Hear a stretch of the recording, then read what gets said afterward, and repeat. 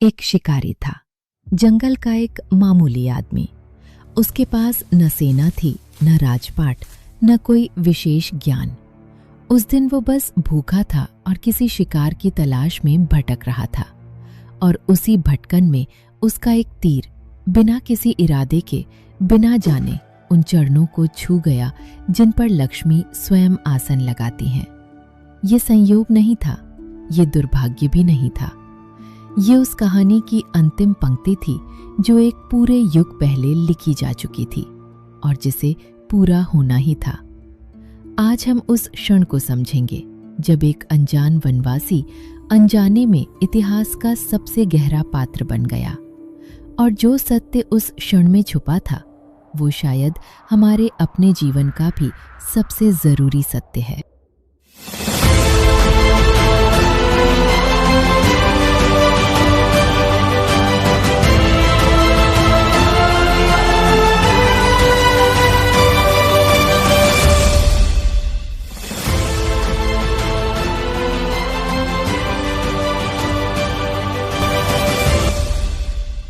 कुरुक्षेत्र का महायुद्ध समाप्त हो चुका था। 5 पांडवों ने जीत हासिल की थी। धर्म फिर से स्थापित हुआ था। पर जीत का ये क्षण जितना भव्य था उतना ही भारी भी था। जो जीते थे वो भी ऐसे दिखते थे जैसे कुछ खो दिया हो, और जो हारे थे उनकी माताएं अभी भी रो रही थीं। उन्हीं माताओं में एक थी गांधारी, 100 पुत्रों की मां, जिन्होंने अपनी पूरी जिंदगी आंखों पर पट्टी बांधकर काटी थी ताकि पति के समान उनकी भी दुनिया अंधेरी रहे। पर भीतर की आंखें बंद नहीं थीं और उन आंखों ने युद्ध की हर मृत्यु देखी थी, एक एक करके। जब कृष्ण उनके पास सांत्वना लेकर आए तो उनके भीतर जो ज्वाला महीनों से दबी थी वो फूट पड़ी। उन्होंने कहा, तुम सर्वज्ञ हो कृष्ण, तुम रोक सकते थे, तुमने नहीं रोका। और उनके शब्दों से एक श्राप निकला। जैसे कुरुवंश अपनों के हाथों मिटा, वैसे ही यदुकुल भी अपनों के हाथों ही नष्ट होगा। गांधारी का दुख असली था, उनका क्रोध असली था, और कृष्ण ने उसे समझा। वो चुप रहे क्योंकि उस दुख के सामने कोई तर्क छोटा होता। पर जब उन्होंने वो श्राप सुना तो उन्होंने केवल इतना कहा, तथास्तु, ये समय का विधान है गांधारी, और मैं इसे स्वीकार करता। वो श्राप को रोक सकते थे पर उन्होंने रोका नहीं, क्योंकि कृष्ण जानते थे यदुकुल अपने शिखर पर पहुंचकर अहंकार में डूब चुका था। उसे कोई बाहरी शत्रु नहीं हरा सकता था। विनाश भीतर से ही आना था और वो जान रहे थे कि यही उचित है। 36 वर्ष बीत गए। द्वारका में यदुकुल का वैभव बढ़ता रहा। शक्ति थी, सम्मान था, संपत्ति थी। पर जब कोई कुल इतना बड़ा हो जाए कि उसे अपने से बड़ा कोई दिखे ही ना, तो एक भीतरी सड़ांध पनपने लगती है। वो सड़ांध अहंकार से आती है, और अहंकार का पहला संकेत होता है किसी को तुच्छ समझना। उन्हीं दिनों कुछ महान ऋषि द्वारका आए। विश्वामित्र, दुर्वासा, नारद, वशिष्ठ और अन्य। यदुकुल के कुछ युवकों ने उन्हें देखा और उनके मन में एक विचार आया। उन्होंने कृष्णपुत्र सांब को स्त्री का वेश पहनाया, उसके पेट पर वस्त्र लपेटकर उसे गर्भवती स्त्री का रूप दिया और उसे लेकर उन ऋषियों के सामने जाकर पूछा, महर्षि, यह प्रसव की बेला में है, बताइए पुत्र होगा या पुत्री? उन्हें लगा ये एक खेल है। उन्हें ये नहीं पता था कि वो खेल खेल में एक ऐसे धागे को छू रहे हैं जो उनके पूरे वंश से बंधा हुआ है। ऋषियों की आंखें बंद थीं, पर उनकी दृष्टि वो देख सकती थी जो आम आंखें कभी नहीं देख पाती। उन्होंने क्रोध से नहीं, एक भयानक शांति के साथ कहा, इस साम के उदर से एक लोहे का दंड जन्म लेगा, और वही दंड तुम्हारे समूचे यदुकुल के विनाश का कारण बनेगा। अगले दिन सच में वो लोहे का दंड प्रकट हुआ। भय फैल गया। राजा उग्रसेन ने आदेश दिया, इसे पीसकर समुद्र में विसर्जित करो। यही हुआ।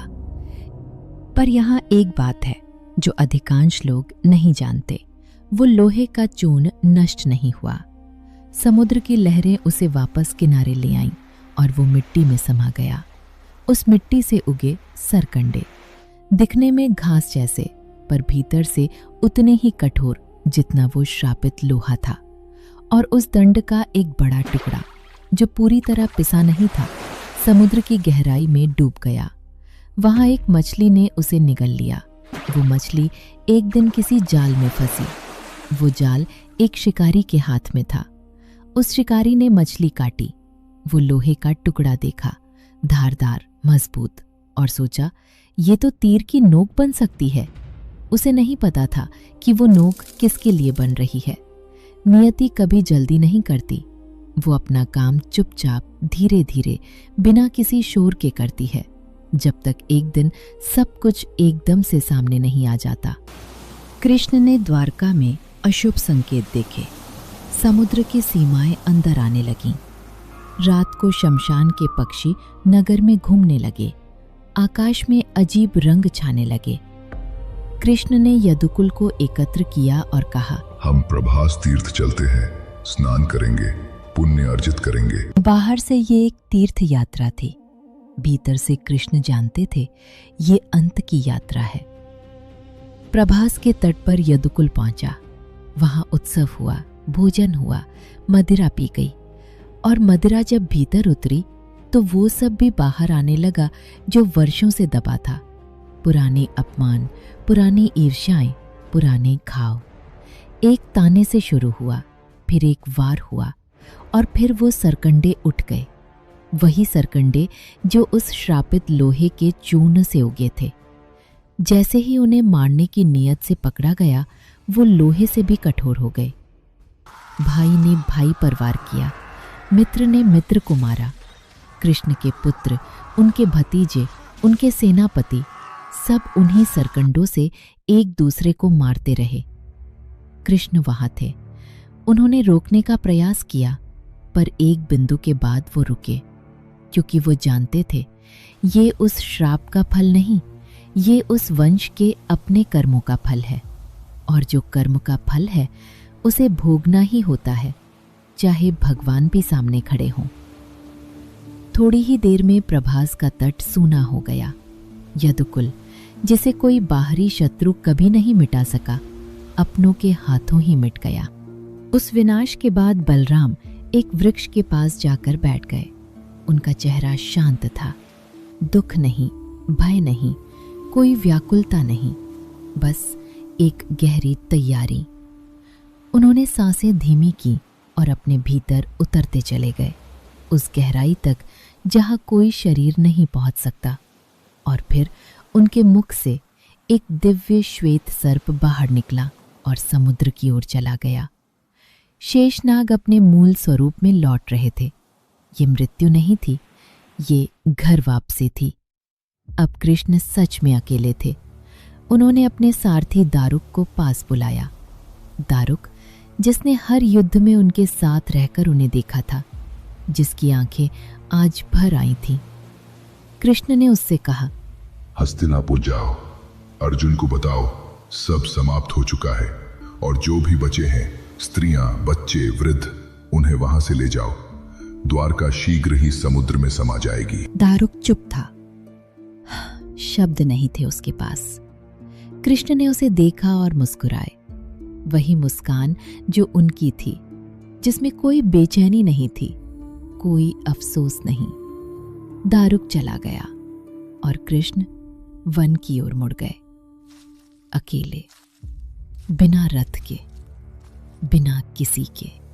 वन में एक पीपल था, पुराना, विशाल, जैसे युगों का साक्षी। उस पीपल के नीचे कृष्ण बैठ गए।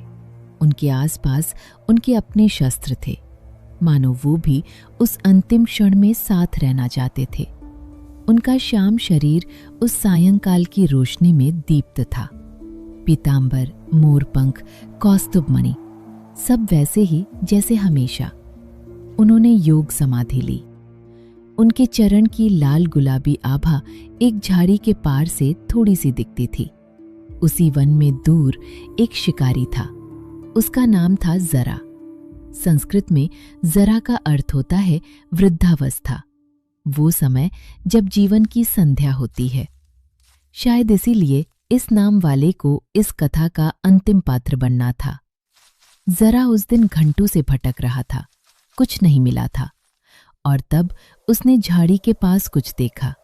एक हलचल, एक लाल गुलाबी आकृति जो हिरण के मुख जैसी लगी। वो रुका, उसने अपना तरकश थामा, उस तीर को निकाला जिसकी नोक उस लोहे से बनी थी जो एक मछली के पेट से निकला था, जो एक श्रापित दंड का अंश था, जो एक मजाक की कोख से जन्मा था। धनुष खिंचा, तीर छूटा और वो जाकर लगा उन चरणों को जिन पर देवता भी नतमस्तक होते हैं। जरा दौड़ कर आया, झाड़ी के पार गया, और जो दृश्य सामने था उसने उसके पैरों तले की जमीन खींच ली। वो गिरा, हाथ जुड़ गए, रोना शुरू हो गया। वो रोना जो तब आता है जब इंसान को अपनी गलती की गहराई एक ही पल में समझ आ जाए। उसके मुंह से केवल एक ही बात निकली, मैंने क्या कर दिया, मुझे क्षमा करो। कृष्ण ने उसकी ओर देखा और उनकी आंखों में जो था वो क्रोध नहीं था, वो पीड़ा नहीं थी, वो एक ऐसी शांति थी जो तब आती है जब कोई जानता हो कि सब कुछ ठीक वैसे ही हो रहा है जैसा होना चाहिए था। उन्होंने कहा, उठो मित्र, डरो मत। जो तुमने किया वो तुमने नहीं किया, यह मेरी ही इच्छा थी। तुम केवल वो माध्यम हो जो मैंने स्वयं चुना था। फिर कृष्ण ने जरा को कुछ बताया जो उसने सपने में भी नहीं सोचा होगा। तुम जानते हो तुम पहले कौन थे? त्रेता युग में तुम वाली थे, किष्किंधा के महाराज, अपार शक्तिशाली। और उस युग में मैं राम था। जब तुम और सुग्रीव लड़ रहे थे, मैंने एक वृक्ष की आड़ लेकर तुम्हें तीर मारा था। उस कर्म का एक भाग शेष था। आज उस कर्म ने अपना वृत्त पूरा किया तुम्हारे तीर के माध्यम से। यह प्रतिशोध नहीं था, यह कर्म की पूर्णता थी, और यह मुझे स्वीकार है। फिर उन्होंने जरा को आशीर्वाद दिया। जाओ, जहां पुण्यात्माओं का वास है वहां जाओ। जरा ने कृष्ण की परिक्रमा की, झुका और एक दिव्य विमान उसे ले गया। उस वन में फिर सन्नाटा छा गया। कृष्ण अकेले थे और उस एकांत में उन्होंने अपना शरीर छोड़ दिया, जैसे कोई यात्री लंबी यात्रा के बाद अपना बोझ उतार दे। कोई पीड़ा नहीं, कोई संघर्ष नहीं, बस एक शांत, पूर्ण, सहज विदाई। द्वापर युग का अंतिम क्षण वहीं था और कलयुग का पहला क्षण वहीं से शुरू हुआ। उधर दारुक हस्तिनापुर पहुंचा। उसने अर्जुन को सब बताया, द्वारका का विनाश, बलराम का प्रस्थान और कृष्ण का जाना। ये सुनकर पांडवों पर जैसे समय रुक गया। अर्जुन तुरंत द्वारका पहुंचे, पर वहां जो उन्होंने देखा वो एक शून्य था। द्वारका जो कभी स्वर्ण नगरी थी, अब समुद्र में डूब रही थी। वही अर्जुन जिनका नाम सुनकर महारथी कांप जाते थे, जिन्होंने महाभारत में कर्ण जैसे योद्धा को परास्त किया था, जिनके रथ का सारथी स्वयं ईश्वर रहे थे। उन्होंने द्वारका के बचे लोगों को, स्त्रियों को, बच्चों को, वृद्धों को अपने साथ लिया और उन्हें लेकर हस्तिनापुर की ओर चल पड़े। पर रास्ते में कुछ लुटेरों ने घेर लिया। कोई महान सेना नहीं थी वो, कोई दिव्य अस्त्रधारी नहीं, कोई विशेष योद्धा नहीं, बस कुछ साधारण अप्रशिक्षित लोग।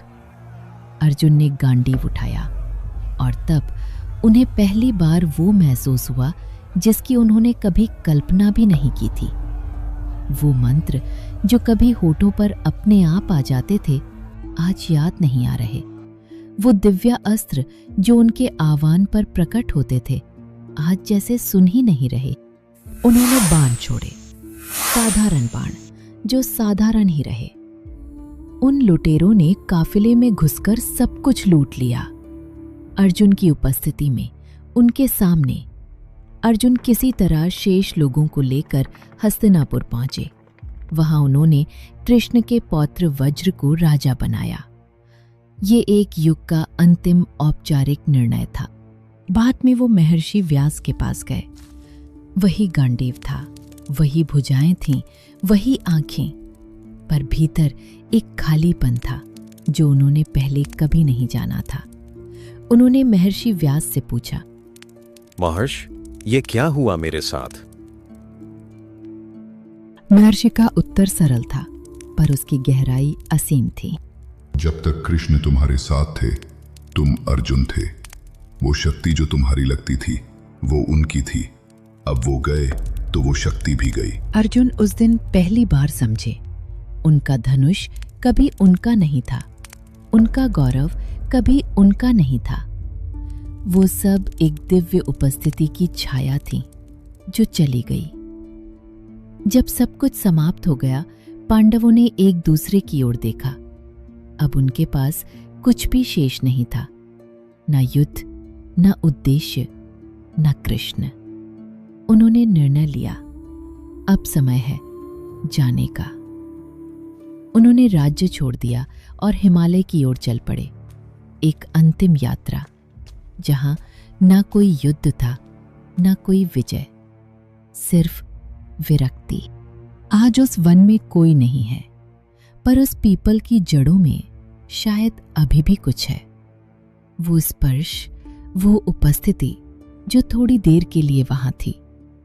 ये कथा केवल एक पौराणिक घटना नहीं, हमारे जीवन का दर्पण है।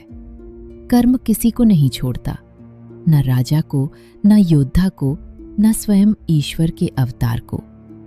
राम द्वारा वाली पर चलाया गया बाण युगों बाद कृष्ण के चरणों तक लौटा, क्योंकि कर्म कारण नहीं देखता, केवल कर्म देखता है। यदुकुल भी किसी बाहरी शत्रु से नहीं, अपने ही अहंकार और भीतर की आग से नष्ट हुआ। जरा केवल नियति का माध्यम था, और कृष्ण ने उसे दंड नहीं, मुक्ति दी, क्योंकि करुणा न्याय से भी आगे जाती है। तो आज का प्रश्न बस यही है, आपके जीवन में जो शक्ति है, जो प्रतिभा है, जो सफलता है, क्या वो सच में आपकी है, या वो किसी अदृश्य हाथ की देन है जो आपको थामे हुए है बिना आपको बताए? क्योंकि जिस दिन वो हाथ हटा, अर्जुन जैसा महारथी भी उस दिन साधारण लुटेरों के सामने खड़ा रह गया था। ये कथा डराने के लिए नहीं है, ये याद दिलाने के लिए है कि जो हमें थामे हुए है उसे धन्यवाद देना भूलना सबसे बड़ी भूल है। जय श्री कृष्ण।